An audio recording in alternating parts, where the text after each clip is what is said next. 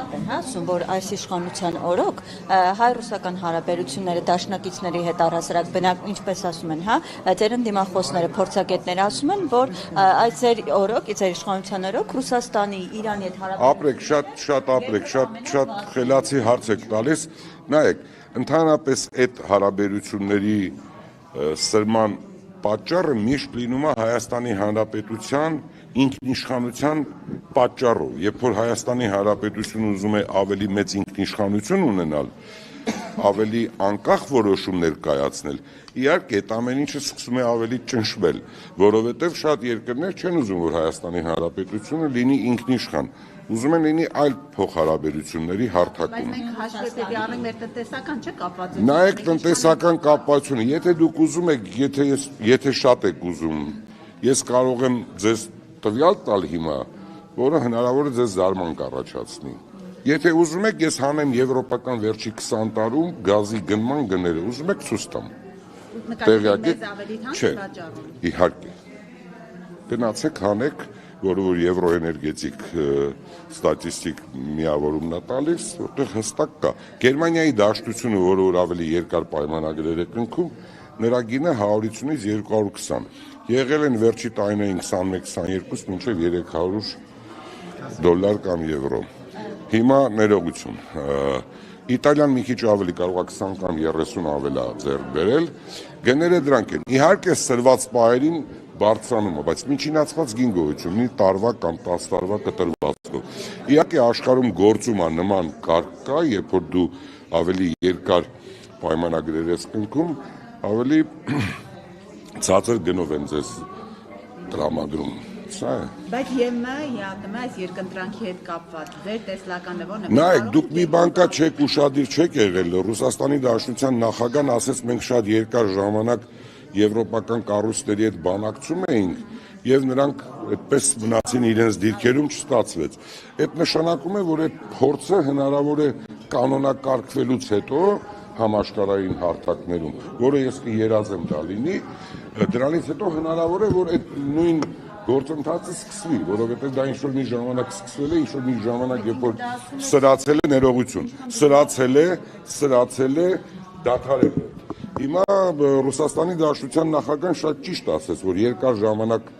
ամեն ինչ արել են, որպեսզի այդ ստացվի այդ միավորումը կամ այդ մերձեցումը, չի ստացվել։ Բայց ես կարծում եմ հիմա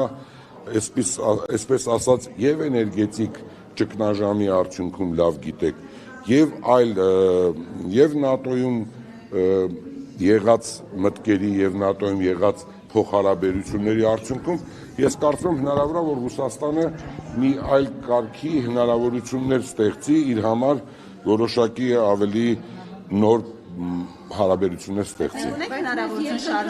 Նայեք, չէ, երկընտրանք գոյություն չունի, խնդրում եմ, դրանք սաղ գործիքներ են, լավ գիտեք դուք ինքներդ, եթե ուզում եք իմանալ, ես ձեզ ասեցի գազի մասով, որ Հայաստանի Հանրապետություն հասնում է, ներողություն եմ խնդրում, կարող է մի $20-30 ես սխալվեմ, բայց Հայաստանի Հանրապետություն հասնում է ամբողջ Գազպրոմը եւ Հայաստանի Հանրապետության Գազպրոմը լավ գիտեք ինչ-ինչ պատճառներով դարձել է Ռուսաստանի Դաշնության սեփականությունը, մոտավորապես մինչև $400 համարժեք դրամ է հասնում կամ 370-380։ Դա նշանակում է, որ մենք նույնպես գործիք ենք, որով որ այդ գազը անխափան տասնյակ տարիներ օգտագործում ենք եւ այլընտրանքի մասին չենք մտածում, որովհետեւ ԵԱՏՄ-ի անդամ ենք։ Հիմա ԵԱՏՄ-ն ինքը շատ լավ հարթակ է, բայց իհարկե հիմա Հայաստանի Հանրապետության տնտեսության ամբողջ մոդեռնիզացիայի ժամանակակից տեխնոլոգիաների ներկրման արդյունքում հնարավոր է Հայաստանի Հանրապետության ապրանքատեսակների մեծ մասը եւ Եվրոպայի տարբեր հարթակներում նույնպես իրացվի։ Նայեք, ես ձեզ մի բան էլ ասեմ, վերջին հաշվով ԵԱՏՄ-ն ունի կանոնակարգ, այդ կանոնակարգը ոչ մեկ չի խախտել։ Արտահանումների հետ կապված խնդիրներ։ Ես կարող եմ ձեզ մի բան ասել, ես շատ լավ թեմա եք առաջ քաշում, ինչ որ խնդիրներ լինում են, դա չի լինում։ Ինչ ենք մենք ասում, որ իրավական գործընթացները պետք է հենց կրեն իրավական գործիքների արդյունք։ Ինչի, որովհետև եթե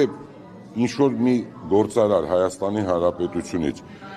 չհամապատասխանող ապրանքներ է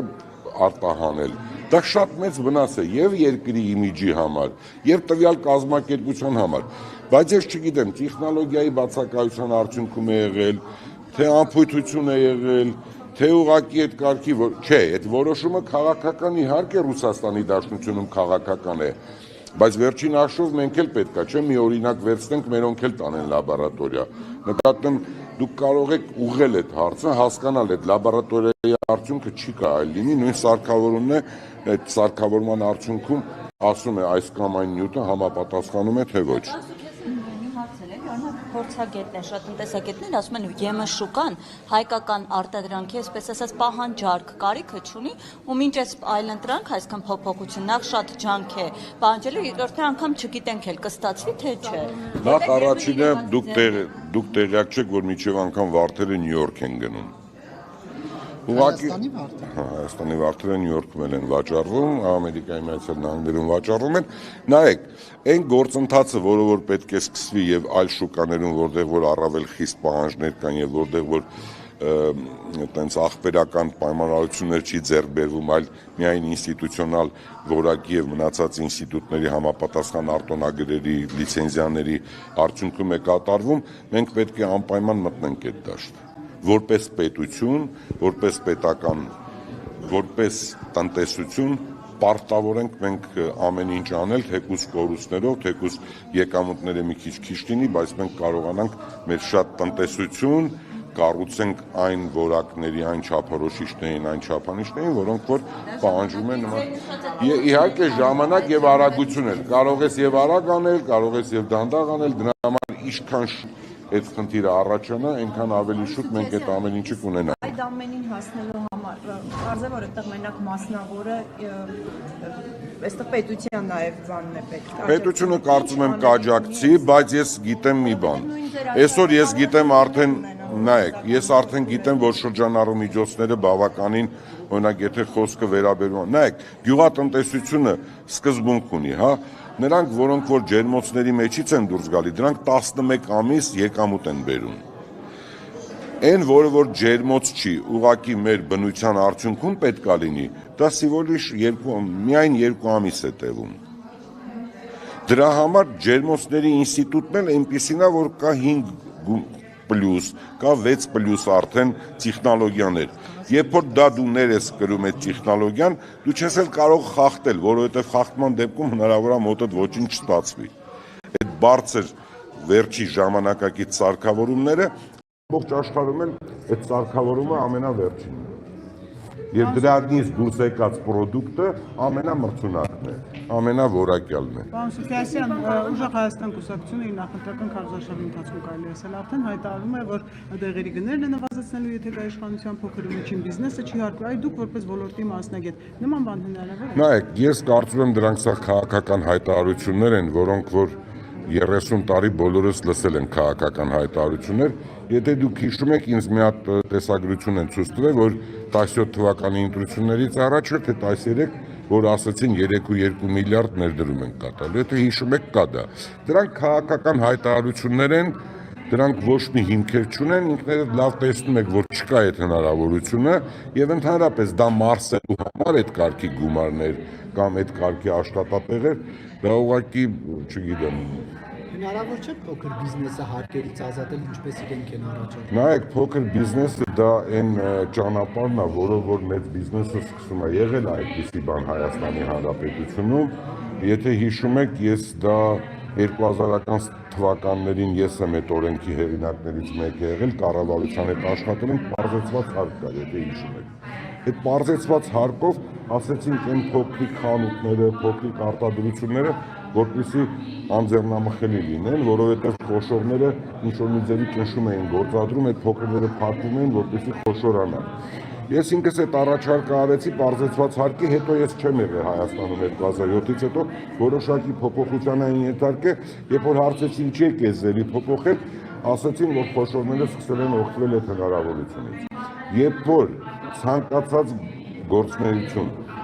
չի հարկվում, այդ նշանակում է, որ ինքը ճանապարհ է բացում ստվել։ Հիմա եթե դուք գիտեք բոլորդ արդեն երկար տարվա լրագրողներ եք, հիշում եք, երբ որ ասում էին ազատ տնտեսական գոտի։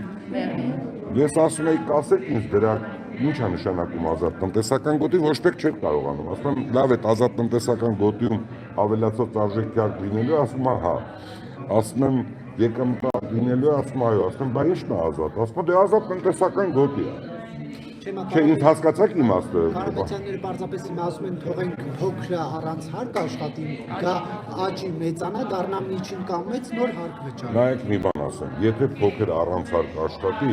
ինքը արդեն իր ընկերոջը, որը որ արդեն փոքրից մեծացել է, նրան խանգարելու է, որ նա ավելի չմեծանա։ Որովհետև չի կարա մի դաշտում մեկը հարկ վճարի, մյուսը չէ։ Դա անհնար բան է։ Այդպիսի էկոնոմիկա գոյություն չունի։ Դուք ինքներդ լավ հասկանում եք։ Հիմա դուք առանց որևիցե ծախսի ապրեք, մի ուրիշը ծախսով, երկուսը նույն աշխատավարձը ստացեք։ Ինչ որ ժամանակ հետո ինքը մրցունակ կլինի դուք։ Ասոցիացիան կա, ինչ ես ուղղակի ճշտելու համար ձեր ընտանեկան բիզնեսում կա ինչ որ բան, որ արտահանվում է։ Եթե այո, որ երկիր։ Ես մի բան ասեմ, հավատացած եղեք, էլի։ Ես ինքս ինչքան որ հիմա ես շատ եմ երազում, որ շուտ վերջտամ գնամ մի քիչ զբաղվեմ տնտեսությամբ։ Ընդհանրապես վերլուծությամբ զբաղվում եմ,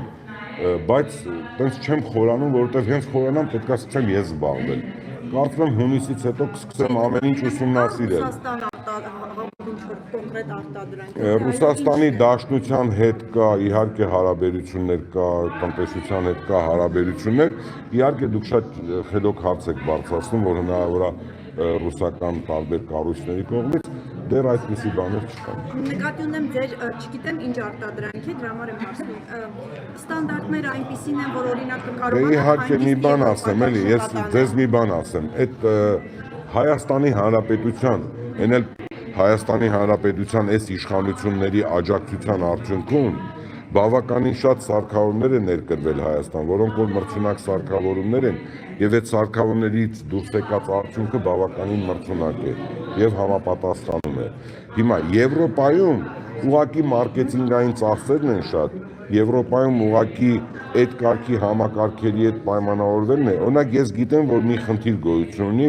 որ մերոնք պետք է համախմբվեն լուծեն, որն է։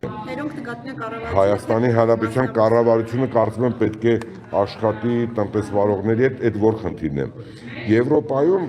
այնպիսի համակարգված իրացման համակարգեր է ստեղծված, որ ասում են ձեր ծավալները հայկական այդ տարբեր պիտակներով մենք չենք կարողանալու դա մեր սպառողին հասցնենք, որովհետև այնքան մեծ է պահանջարկն ու ծավալը։ Եթե դուք տակ կարողա 10 կամ 20 սուպերմարկետի մենք կարողանանք ապահովենք, կորելու է։ Դրա համար իրանք մինչև անգամ առաջարկ էին նախկինում արել, որ թեկուզ հայկական բոլոր արտադրանքների վրա ինչ-որ մի չափ լինի, որը որ բոլորինը նույնը լինի, այդ գույնը կամ այդ դիզայնը, դիզայն ինչ-որ մի, որ մարդը կարողանա, օրինակ տեսեք, Գերմանիայի Դաշնությունում ոնց են տարբերում ապրանքը։ Գերմանիայի Դաշնության հասարակության համար գերմանական ապրանքը պաստելային գույներ է։ Օրինակ իտալականը ավելի վառ գույներ է։ Ֆրանսիականը մի քիչ ավելի, իմաստը հասկացաք, չէ՞։ Հա, գերմանացին ինչ արի, ասում է գերմանացի, նայ, դուք սիրում եք պաստելային գույնը։ Այս պաստելայինով բոլորը գերմանական ապրանքներ են, որ մարդը մտնի, արդեն ինքը դժվար ման չգա։ Ասոցիացիան ձեր չառաջադրվել է, ձեր որոշումն է, թե քաղաքական թիմի հետ որոշումն է եղել, ես քաղաքական թիմի հետ ոչ մեկ էլ չեմ քննարկել։ Դե չեմ ուզում, ես համարում եմ, որ ավելնող տեղն եմ այս ժամանակը ծախսում, ավելի ճիշտ կլինի նստեմ ինչ-որ օրինակ վերցնենք նույն այդ գներ ես գազում, ես երեք նստել եմ աշխատել եմ իրեն, ուղղակի չեմ ուզում տենց ֆիքսված ասեմ, կարող եք դուք ինքներդ գնալ եվրոպական տենց բաց բաներից վերցնել։ Մի հացեր կապված ստատիստիկների հետ քննարկել եք։ Ոչ, չեմ քննարկել, Նիկոլ Փաշինյանի հետ չեմ քննարկել, ասեմ ոնց է եղել։ Այստեղից ինձ դուք եք թե ով հարցազրույց եք վերցրել, դա դարձել է բոլորի համար Այսինքն ճարտարապետից։ Կներեք, սրա հետ կապված արդյոք վարչապետի այն հայտարարության տիրույթում չի ձեր չկապել, որ ասում ես չպետք է գործարարները օլիգարխ։ Նայեք մի բան ասեմ, ես նոր էլ հայտարարություն արեցի, որ հարուստ մարդ պետք է։ Ես մի մանդատ ունեի, մի կոճակ։ Ես ասում եմ իշխանությունը չլինի հարուստ մարդկանց։ Մանդատ կարող է փորձով մեկը պիտանի լինի, դա ինչի՞ չէ։ Բայց երբ որ ուզում են իշխանություն վերցնեն, ես կարծում եմ դա արդեն ինքը մասնավորի գիտակցություն, նայեք, ես ես վերջերս մի հետաքրքիր բան եմ ասել, չգիտեմ նկատել եք թե չէ։ Տնտեսվարողի գիտակցությունը, բիզնեսմենի գիտակցությունը որպես այդպեսին եւ պետական համակարգի կառավարման դրանք տարբեր բաներ են։ Դու պետքա շատ լավ բիզնեսը հասկանաս որպես կառավարիչ,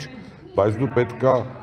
այլ սկզբունքներից կառավարես երկիրը որպես պետական գործիչ։ Երբ որ մասնավորն է գալիս, ինքը պետական ինստիտուտների դերը, նշանակությունը, խստությունը, բյուրոկրատիայի աստիճանը դրանք չի գիտակցում։ Որովհետև մասնավորը ինքը որոշումներ է կայացնում, ինքն է կորցնում, իսկ պետությունը չի կարա այդպես, որտեղ պետությունը բոլորինն է։ Մասնավորը իր սեփականությունն է։ Դրա համար ես ասում եմ, լավ կլինի, որ մասնավորին ճիշտ գնահատեն, բայց պետական գործիչ լինեն, պետական կառավարման մասնագետ լինեն։ Մի հարցի եմ ուզում անդրադառնալ։ Վերջին շրջանում Հայաստանի իշխանությունը շատ է խոսում երկաթգծի կոնցեսիոն կառավարումը վերցնելու ռուսական կողմից եւ ասում է այլ երկրնակ Ղազախստանի մասին են խոսում։ Դուք այս գործարքը, այս քաղաքականությունը ինչպես եք գնահատում։ Արդյոք պետք է այս բանը վերցնել։ Նայեք, ես կարծում եմ դա եւ ռուսների համար է ձեռնտու, որովհետեւ ես գիտեմ, որ այսօր բավականին ֆինանսական եւ տարբեր խնդիրներ կան, ցանկալի է ինչի, որտեղ Ռուսաստանի հետ կպնելու ենք մենք մեկը ինչ որ մի տեղով։ Եվ լավ կլինի, որ Ռուսաստանը ճիշտ որոշում կայացնի, այդ փոխհարաբերությունները ստեղծի, մեկը Ռուսաստանը նույնպես շահելու է, որտեղ տարածաշրջանը սկսելու է շնչել բավականին այլ երկրներից, որ պատկերավոր չէր, օրինակ Հնդկաստանից ապրանք է գալու Հայաստանով անցնի, որտեղ Ռուսաստանն էլ է մաս ունենալու, չգիտեմ, ինչ-որ սերծևով է գնալու կամ մի տեղով կամ Եվրոպայով, բայց Ռուսաստանը նույնպես տարածաշրջան է։ Ես չգիտեմ, այդ գիտակցությունը կլինի թե չէ, որ տարածաշրջանը պետք է ամեն ինչ անենք հարստանա։ Դուք նայեք 50-ական թվականներին Եվրոպայի որոշումները, Եվրոպական միության ստեղծման եւ մնացած ազատականացման, սահմանների բացման, ավելացած արժեքի այլ ձևերով կիրառման եւ մի ազգային դրամի անցնելու եվրոյի։ Ճիշտ որոշումներ են, ասենք։ Սուքիասյան, իսկ բենզինի հետ կապված ներդրումը Ադրբեջանից ստաբիլ է արդեն, թե նկատի Ադրբեջանը բենզինի գործարան չունի, ես ինչքան գիտեմ, որ վերամշակող գործարան բենզինի նավթամթերքի ունի։ Տեղյակ չեմ, որ ասում եմ, չեմ հետաքրքրվում, հավատացած եղեք, բայց ինչ որ մի պահ ես գիտեմ, որ հիմա շատ է գները հանգացել, այդ կարծեմ մի երկու օր առաջ եմ իմացել, որ շատերը դեռ չեն թանկացնում, ավելի ցածր գնով են վաճառում, որտեղ մտածում են կարող է արագ կարգավորվի, որտեղ կա որոշակի պաուզներ։ 20% անցնում է։ Պարոն Սուքիասյան, ճիշտ է դուք ասում եք չեք զբաղվում, բայց տեղեկություններ ունեք ձեր ընտանեկան բիզնեսները դիտարկում են Ադրբեջանի տարածքով որևէ բան արտահանել, թե ոչ։ Եթե ճիշտ ասած, եթե գնային քաղաքականություն լավ լինի, մեր ընտանիքը չէ ցանկացած ընտանիք կուզենա, որպեսզի ինքը ավելի մրցունակ լինի։